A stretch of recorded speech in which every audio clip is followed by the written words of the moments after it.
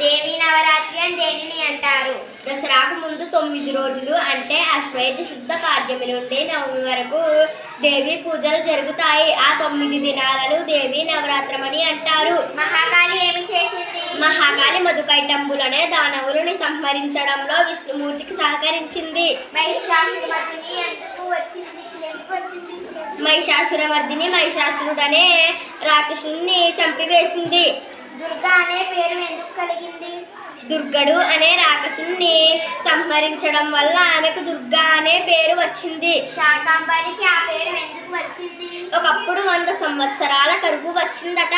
ఆ సమయంలో ఆమె ప్రజలకు శాక ఫలాలు అందించడం వల్ల ఆమెకు శాకాంబరి అనే పేరు వచ్చింది. భ్రమరి అనే పేరు ఎందుకు వచ్చింది?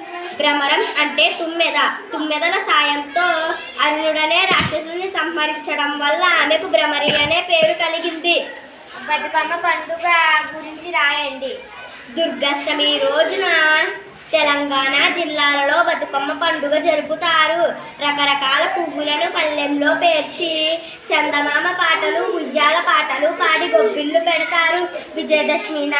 విజయదశమి నాడు పాటలు పాడుతూ ఊరేగింపుగా వెళ్ళి దానిని బావిలో కానీ నదిలో కానీ కలుపుతారు.